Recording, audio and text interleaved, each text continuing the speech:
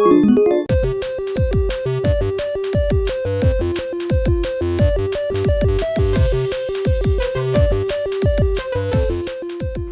guys, welcome back to another episode of Kapows Arcade Adventures. I hope you've been having a great summer, that you guys got out, got to play some games, get your game fix on. During this episode, we're going to go over what my family did while we were on vacation out in Oregon this summer. So while we were there, we were in the Portland area, visiting with my wife's family, and in Hillsboro, Oregon, if you guys are not aware, there is a arcade destination that is called Next Level Arcade. Now, if you're familiar with Next Level, that's great. If you're not familiar, just to give you a little bit of backstory on it, for 2021 and 2022 at the Texas Pinball Festival, Next Level won the TWIPY Award for Best Pinball and Arcade Location in the United States, based on the voting system that goes into the TWIPYs when it opens up for public opinion to kind of cast their votes. For 2 years in a row, this amazing location in Hillsboro, Oregon has gotten selected as the #1 destination for pinball in the United States. Now, what you will see when you go there is a phenomenal, absolutely amazing location that is dedicated both to the history and preservation of gaming, but in addition to that, pop culture in general. Now, Next Level Arcade is a family-owned and operated arcade. It's owned by Jordan and Whitney Carlson and Jordan's father, Fred. They are the creators of the arcade. It is a 20,000 square foot facility, in Hillsboro, right kind of in an industrialized area near where Intel has one of their campuses. And I cannot say enough good stuff about this place.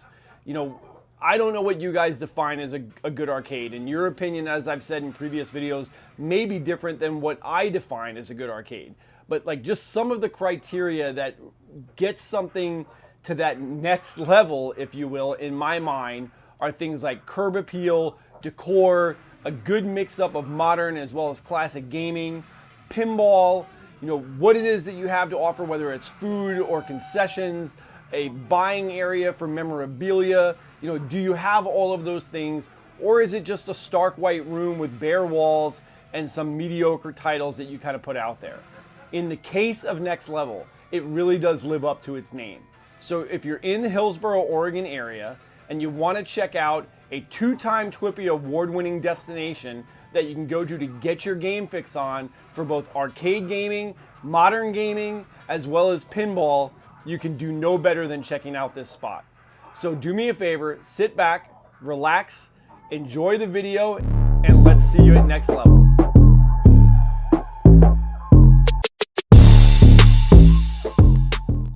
The main arcade building, which is just here in front of where the larger parking lot and overflow area in the back is roughly a 20,000 square foot facility.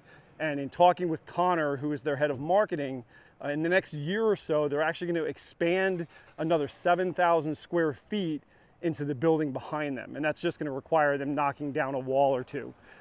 They have about 120 games that are currently in storage that are awaiting kind of moving into the expansion when it gets done.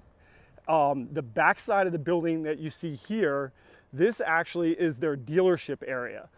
So according to Connor, they are distributors for Stern, American Pinball, Chicago Pinball, and Jersey Jack. So you can actually come here. They use the arcade as a kind of a showroom, if you guys will, for all of these different main vendors of pinball machines to kind of highlight the different models that they have. And then you can actually come right behind the building, and if they have them in stock, you can go ahead and buy your pinball machine after you spent the day at the arcade.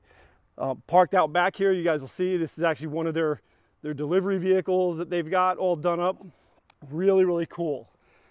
And you guys have heard me say this before when I've done video walkthroughs of arcades. One of the first things that I love to look for is kind of the decor. Like, how is it actually set up? Is it just a warehouse with plain white walls and a bunch of arcade games on the inside, or did the proprietors actually go to the next level to give you that full-on experience? And what I can tell you guys about Next Level is that it lives true to its name and word. As soon as you kind of walk through the parking lot area, one of the first things that you're greeted with is just this amazing amount of artwork that they've spent the extra time to kind of do up and doctor this place. You know, everything from Donkey Kong over here on the wall to the 8-bit design Shreks that they have. You know, it's really kind of just all over the place, and it gives you that fantastic vibe as a new customer when you're kind of walking in if you've never been here before. Now, in addition, they do have some food trucks out here in the parking lot that you can come out and get pizza. You know, you've got a covered area that you can go into, get out of the sun. I love the, you know, kind of the Pac-Man designs that they have out at the curb as you kind of come into the complex and the compound. It's really set up for a lot of expansion and a lot of use. In talking with Connor, their head of marketing, one of the nice things is that this is a kind of a mom and pop, family owned and operated arcade. There is a father and son, as well as the daughter-in-law that own the complex and the arcade together. It's Fred and Jordan and Whitney Carlson are the owners. In talking with Connor, Fred apparently began collecting memorabilia starting with Spider-Man stuff and like classic lunch boxes of all things. And he did that for about 45 years. And then somewhere along the way, his son Jordan got into collecting pinball machines and other types of memorabilia. They would buy out collections, go to yard sales, consignment sales, and then over time, they kind of built up their collections so that when they were ready to open Next Level Arcade, they had everything kind of in hand to do it on their own. Now, as we kind of walk through the inside, what you guys are going to see from a decor standpoint, everything that was done here was done by the staff. There was no outside company, no decorating agency, like they all did it on their own. Now you'll see business hours. They're open Thursday, Friday, Saturday, and Sunday. They're not open during the week. They do have some specialty hours during things like spring break and winter break. Now, as soon as you come inside, one of the first things you're greeted with is kind of their memorabilia area. And they sell all sorts of stuff in here. Now, these display cases that you're gonna see throughout the entire arcade, these were all built by the staff, stained by the staff. The setups were done by the staff. Like everything in here was done by themselves. And this is largely all part of Fred and Jordan and Whitney's private collections. That's Connor. You know, you can come in and buy sweatshirts, t-shirts, all sorts of other kind of stuff that they have in here. Some classic stuff like you see the Barbies up here, and then some more modern things that you'll find throughout. But it's a really nice kind of a receiving area as you do wind up coming in. Now it's a $20 per person, play all day, you know, flat fee to get into the arcade.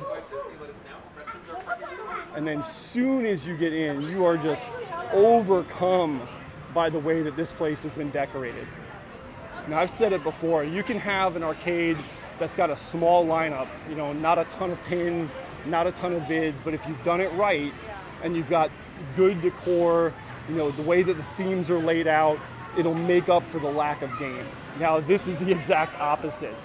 They have over 450 titles on the floor between classic video games, pins, modern pins, older pins, as well as some of the more modern games from Raw Thrills. And the way that their layout is done, they just kind of mix everything together. You know, you're first greeted as soon as you come in the door with the modern version of Tomb Raider and then Bust a Move, and then some of the other stuff that kind of lays itself out. One of my favorite things to see right off the bat is the Star Wars stuff as soon as you kind of come in the door. Now, in talking with Connor, he was telling me that it would take you about 3 days to play every single title that they have in the arcade, at least one credit, because of how many games they've got on site. You know, you guys know I'm a huge Star Wars nerd. Like, just check out the way that they have the display cases done up here.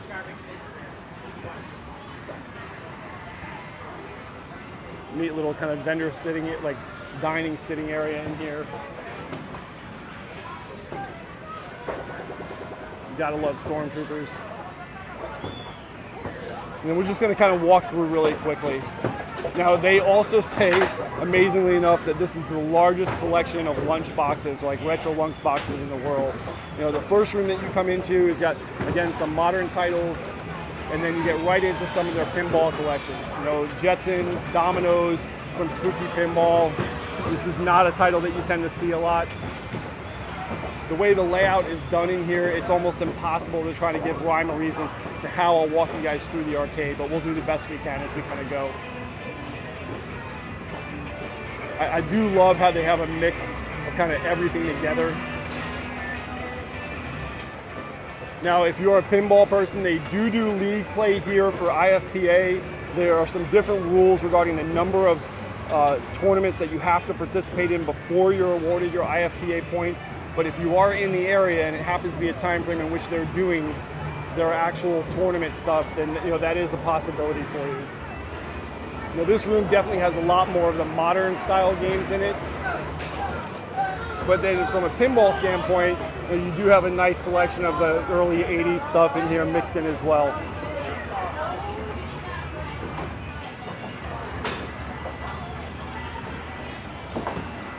It's really off the hook with some of the decorations that they've done in here. Now, one of my favorite areas, as soon as you kind of turn the corner in here, this is probably a larger portion of their collection of pins. You kind of agree with 3 standout Nintendo titles right off the bat. Play Choice 10, Punch Out, and amazingly they have an arm wrestling. And then it just kind of runs down the wall of pins.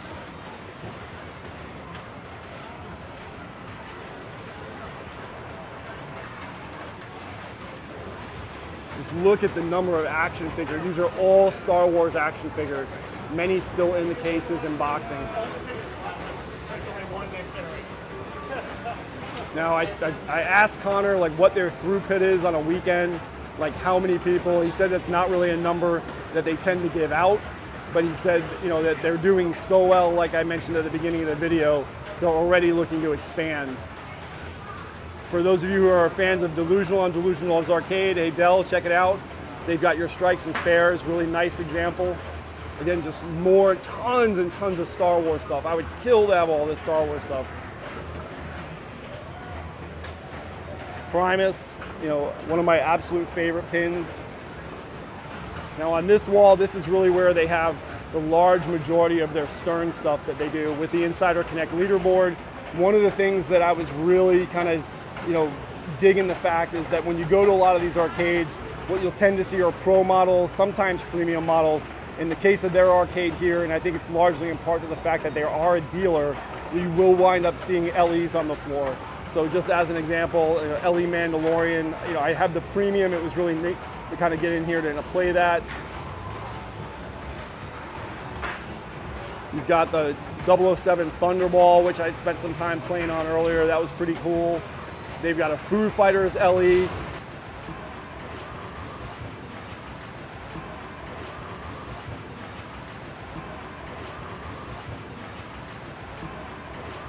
Small collection of Cabarets. Zarzan, that's one you don't see that often. They do have the 007 limited edition here. I believe it's one of only 500 made. It's amazing. I didn't think when I played this back in March out at the Louisville Pinball and Arcade Expo that I'd have a chance to play one again, since there was just so few of them actually made. But lo and behold, you come in here and they have one actually out on the floor in the wild. It's an incredible number of pins. Batman 66, always a great title. Pabst Blue Ribbon, I love the theme and the coloring on this game. Kind of anchored with Primus right over there. And then along the back wall, again, some more of your 70s, 80s titles. Mystic, pretty cool. I'm actually going to play this later. I've never had a chance to play Mystic. My barber shop that I go to has a bunch of framed back glasses as art, and Mystic is one of the games that they have the back glass hanging of. Just tons and tons. Here's just examples of some of the lunchbox collections that they have in here. I don't know how many you have to qualify to be the largest collection of retro lunchboxes in the world, but just from what I've seen in here, they have to have it.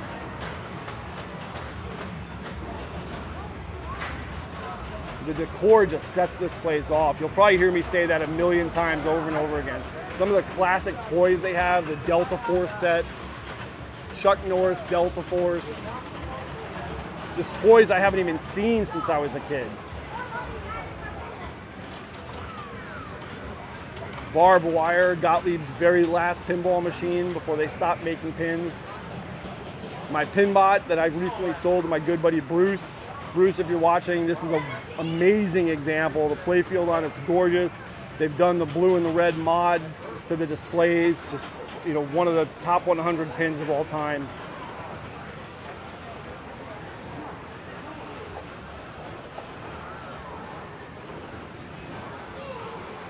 Okay, so we're gonna come back out to the main area.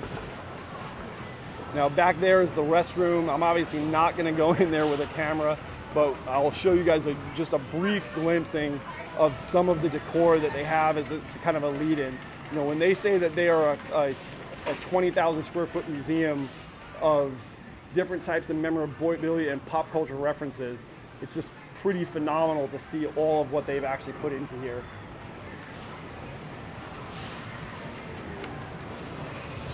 Modern version of Rampage, actually pretty cool. Just the number of people that they have in here. It's great to see so many people coming in and playing. You know, and again, the way that they have this marriage of, you know, kind of more modern themed titles, like right in the row with some of the older titles from the 80s. I never even saw that there was a RoboCop 2 by Data East. I played RoboCop 1, this was news to me. Now, as you guys watch this video, I'm sure, especially the purists at heart, if you are an arcade collector or a player of classic arcade games, you're gonna see the flicker rate on a lot of these monitors is gonna be a telltale feature that several have been LCD'd. Now, if you're an operator and you got 450 titles that you gotta maintain on the floor, then you're obviously gonna do what you have to do to keep them up and running. And if that means that you need to LCD to some of them, then so be it.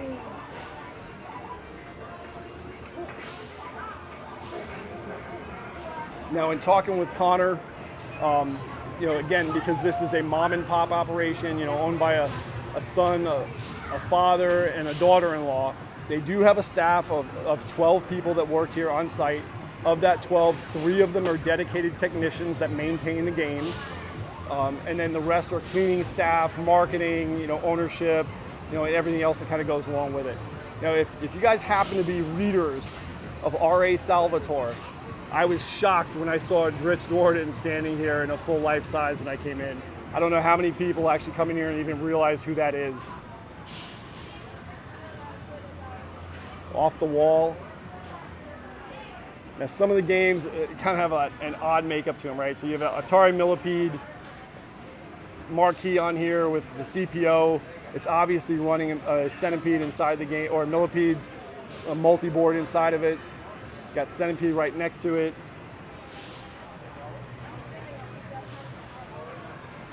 And then we're gonna there's my brother-in-law, sister-in-law. And we're gonna kind of come down this way. We got Moonwalker, Zybots, all of the Mortal Kombats in a row. These are pretty much their entire fighting game selection over here. You know,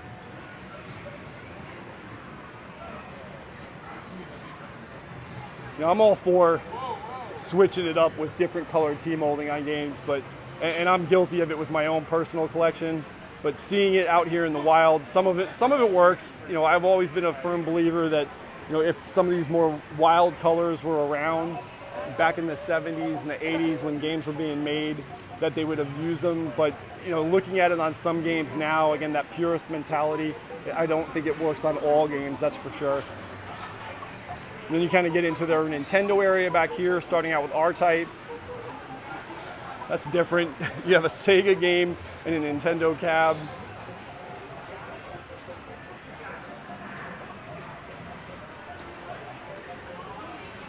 Gotta love the Goonies and Hogan's Alley. Fix-It Felix. Look, E.T. Phone Home. That's kind of creepy. I would definitely not want to have that in my house.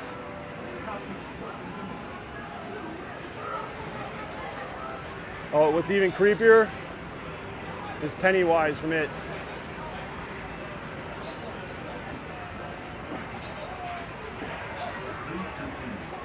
Troy, there's your Millionaire. For those of you that know Troy Gibby Gibbs, big shout out. And then we head up the center room where we got even more pinball. Theater of Magic, fantastic. With the topper.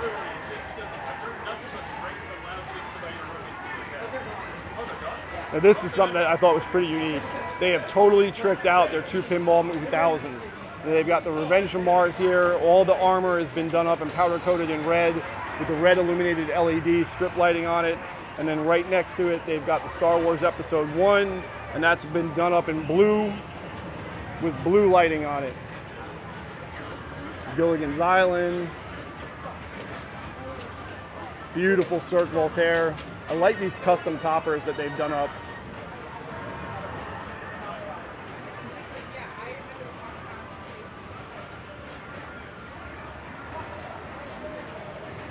And then we'll go back down the other side. I mean, if you want to play pinball, you could spend all day, like they said, 3 days to play everything in here at least once.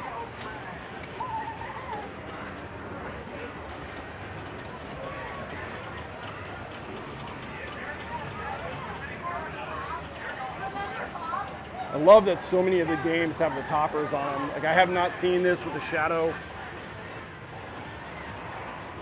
Great pin, really cool title.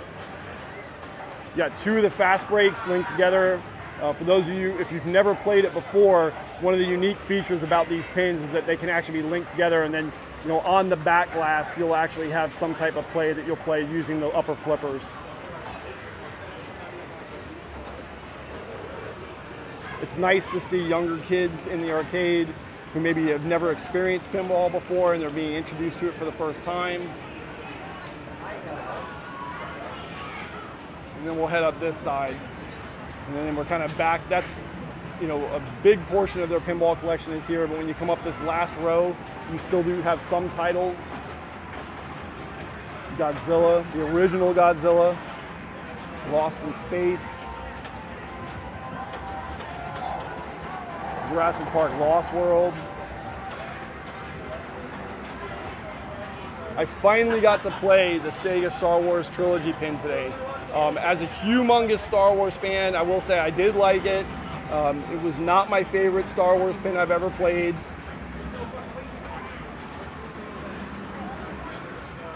Now, what I did really like playing today so far was Sega's Apollo 13. And my good buddy Alan had recently told me about this pin.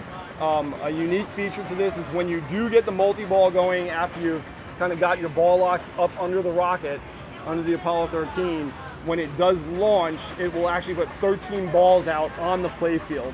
It was ridiculous playing a game like that.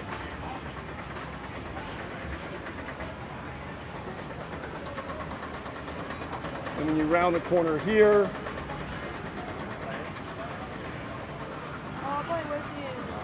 you have another room in the back. I mean, it just goes on and on, folks. Like, you're never going to get bored here, that's for sure. You got a bunch of the Cruisin' Blasts back here in the back. It's so cool. Like, and then you got a kangaroo right next to these modern titles, or like Asteroids Deluxe. Toys galore. You got Battletoads back here. Now, I thought this was really neat. You know, and granted, you know, I've been collecting for, you know, 6 or 7 years. These are not arcade one-ups. Like, don't be deceived by it. These are full-up actual arcade games. Miniaturized cabinets, you know, full-on coin door, controls everything, which is a Street Fighter II, a Phoenix, and a Space Invaders next to a Cabaret Battle Zone. And we've got Break Shot, Pinball Magic, more of the collection of the retro-style lunchboxes. Dialed In, I love Dialed In, great pin. Godfather, Willy Wonka. I love the way that they've decorated with the Ghostbusters memorabilia, and it looks like the phone's been slimed right next to the Ghostbusters pin.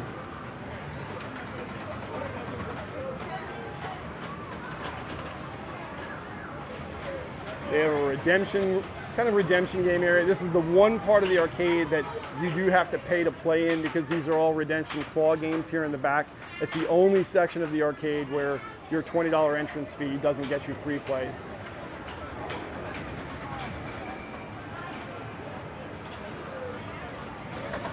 We'll go back up this side. Just rocking it, rocking it.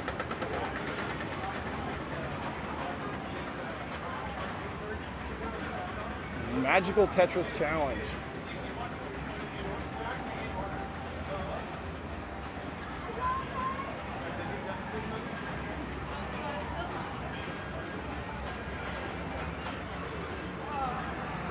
System 1, Road Runners over here anchored with Road Blasters. China Gate by Romstar. Never even heard of this game before I saw it in here today.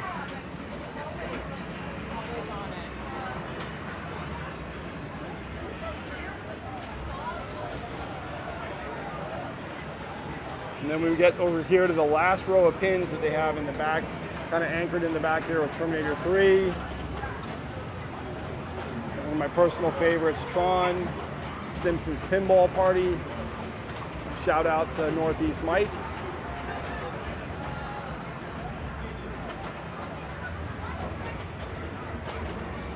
And it's just such a great collection of games that they've done here.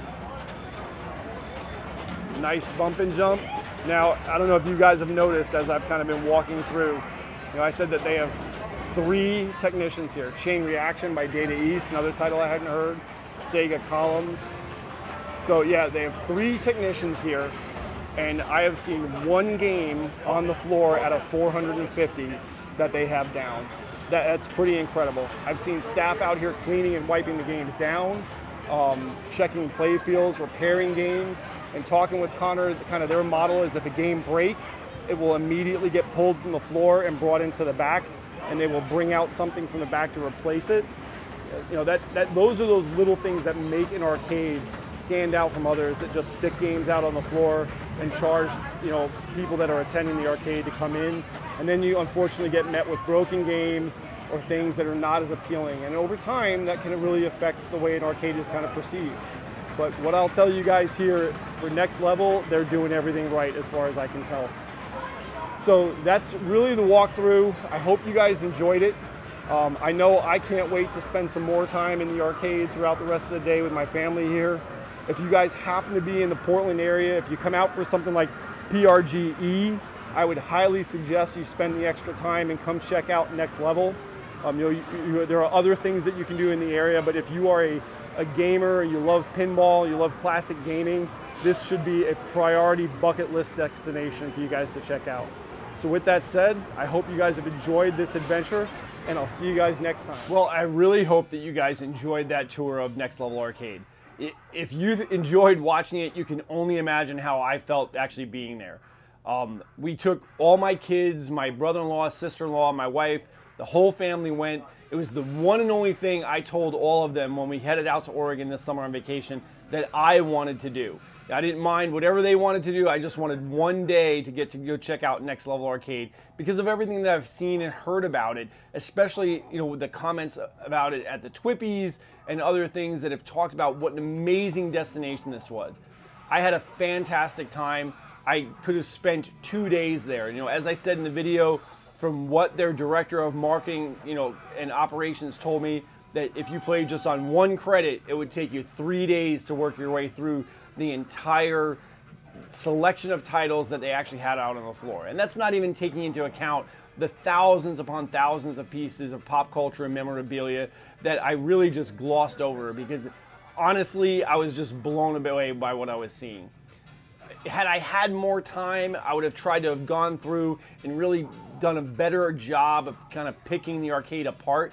Because as I finished up filming and I got back to playing, I started discovering other things that I just hadn't noticed when I was in the arcade the first time as I did the initial walkthrough. A perfect example of that was the back row in kind of one of the last pinball sections. It didn't even dawn on me that they had grouped all of the Data East and Sega titles together and that they had replaced all the original amber kind of screens with color DMDs to give them so much more of a modern look. On every one of the pinball machines that they had in there, they had these specialized cards that would give history of what the game was, who created it, how many were made. It was just those little details that on initial kind of walk through the arcade and as you're really just taking it in, and it was overwhelming would be kind of the best way I would describe it, that I just kind of missed on that initial pass through. So totally warrants a second visit. The 4.5, 5 hours I spent there that day with my family, I could have, like I said, I could have spent a few days there and probably still had even more fun than what I experienced while I was there. So if you have liked this video and you'd like to see more videos like this, please leave a comment down below, hit the like and subscribe button. Tell me what you guys think makes a good arcade. You know, is it the things that I highlighted at the beginning of this video, or do you have a completely different criteria for how you look at, and judge arcades in this kind of modern day age of gaming? So with that said, please stay tuned for my next video. We did visit a few other locations while we were out in Oregon that are going to be follow-ups to the video that you've just seen here. And I hope that you guys enjoyed those as much as I enjoyed making them. And with that said, go ahead and get your game fix on, and I'll see you guys next time.